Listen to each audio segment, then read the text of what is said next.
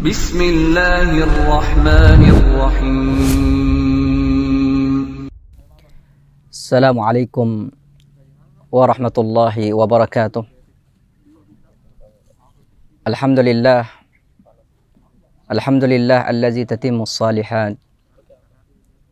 Wassalatu wassalamu ala nabiyina al-mustafa Muhammadin sallallahu alaihi wasallam.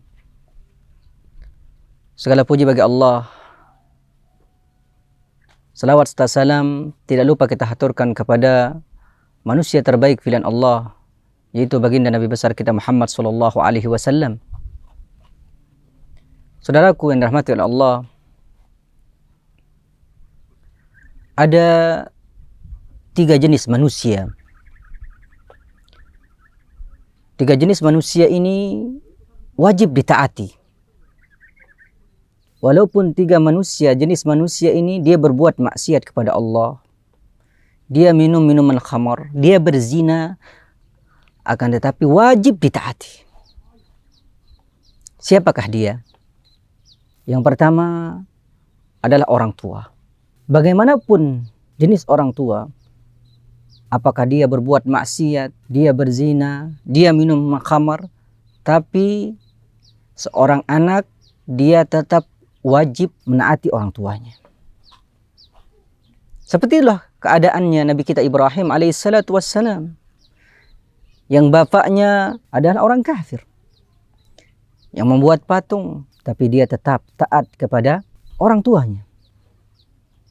Dan itu mungkin kita sepakat tentang. Adapun manusia yang kedua yang wajib ditaati adalah suami. Bagaimanapun keadaan suami tersebut, maka istri wajib mentaati perkataan suami. Walaupun suami berbuat zalim kepada istrinya, berbuat maksiat kepada Allah Jalla Jalla, berzina, minum minuman keras, akan tetapi wajib ditaati. Tapi ingat, bukan orangnya, tapi perkataannya yang wajib ditaati, dan itu ditimbang dari syariat Al-Quran dan hadis Nabi kita Muhammad sallallahu alaihi wasallam. Dan ini sering terkena syubhat bagi para istri, para ummahat. Sering terkena syubhat. Seakan-akan mereka mengatakan bahwasannya wajibnya taat kepada suami kalau suami sudah saleh, kalau suami sudah mengenal sunnah, kalau suami sudah betul-betul taat kepada Allah, baru dia taat kepada suaminya. Ternyata tidak. Yang wajib ditaati tetap manusia yang kedua ini adalah suami. Kemudian yang wajib ditaati juga manusia yang ketiga adalah pemimpin. Apapun namanya, mau presidenkah, mau perdana menteri kah, mau amirul mukminin, mau khalifah, tetap seorang pemimpin itu wajib ditaati. Taat kepada perkataannya yang bersumber dari Al-Quran dan hadis Nabi kita Muhammad sallallahu alaihi wasallam. Oleh karena itu Allah SWT berfirman, ya ayyuhallazina amanu ati'ullah wa ati'ur rasul wa ulil amri minkum. Di sini Allah SWT menggambarkan bahwasanya taat kepada pemerintah, mengikuti, taat kepada Allah, dan kita selaku rakyat, walaupun pemimpinnya zalim, walaupun pemimpinnya berzina, walaupun pemimpinnya berbuat zalim sampai-sampai dikatakan oleh Rasul kita sallallahu alaihi wasallam, akan muncul pemimpin yang mana akan mengambil hartamu dengan paksa, memukul punggungmu, kemudian menyakitimu. Maka Rasul kita sallallahu alaihi wasallam senantiasa menyuruh untuk tetap kita taat kepada pemimpin.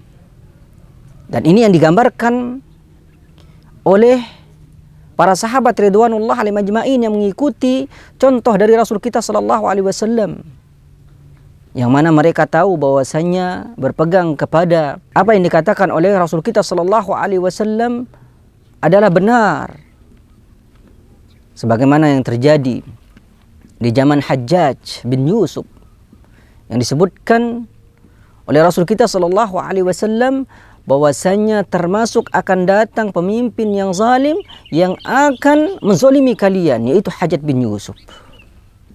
Tapi kita lihat